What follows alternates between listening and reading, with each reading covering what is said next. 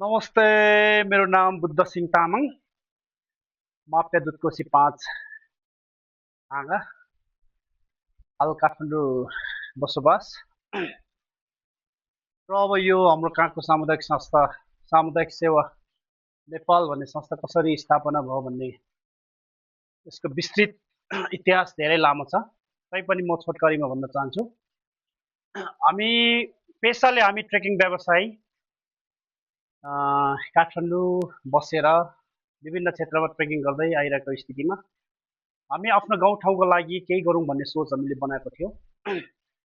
त्यसै सिलसिलामा हामीले यो सामुदायिक संस्था स्थापना हुनुभन्दा अगाडि पनि केही सानोतिनो हामीले सामाजिक सेवाको कामहरू गरेका थियौँ। जस्तो हामीले बत्तीहरू, सोलर बत्तीहरू वितरण गरेका थियौँ र विद्यालयहरूलाई शैक्षिक सामग्रीहरू यस्तै सामानहरू हस्तान्तरण गरिरहेका थियौँ।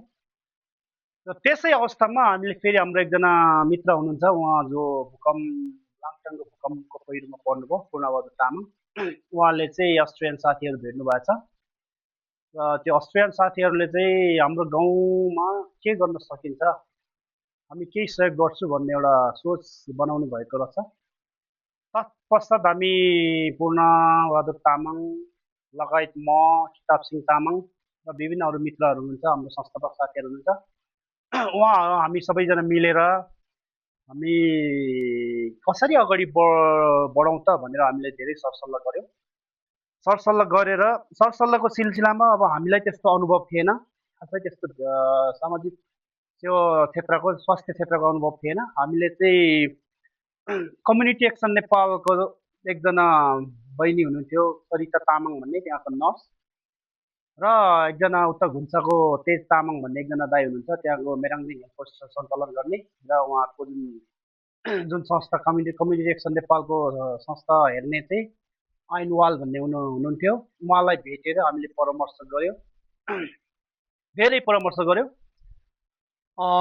तत्पश्चात हामीले संस्था दर्ता गऱ्यौँ र हामी कसरी अगाडि बढ्नु सकिन्छ भनेर धेरै सरसल्लाह गऱ्यौँ र लास्टमा गएर हामीले हाम्रो डोनरहरूबाट चाहिँ आर्थिक सङ्कलन गरेर हामीले यो संस्था स्थापना गरेर यो हेल्प पोस्ट हामीले निर्माण गऱ्यौँ। यो हेल्प पोस्ट हाम्रो लगभग 15 लाखको बजेटमा हामीले हेल्प पोस्ट निर्माण गरेको 2065 सालमा, 65-66मा होला।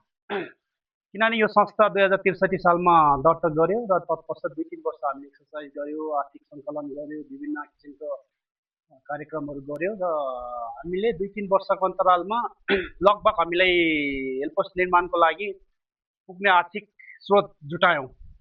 त्यसपछि हामीले हाम्रै गाउँको दाईहरू हुनुहुन्छ, गङ्गाबहादुर तामाङ दाई र दलबहादुर तामाङ भन्ने हाम्रो हुनुहुन्छ, उहाँहरूले चाहिँ यो निर्माण ठेक्का लिनुभयो र उहाँहरूले यो बनाउनुभयो।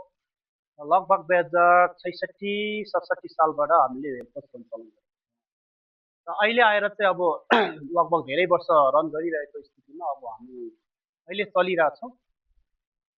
अब यो संस्थाको चाहिँ इतिहास भन्नुपर्दा चाहिँ मेरो विचारमा त्यति हो।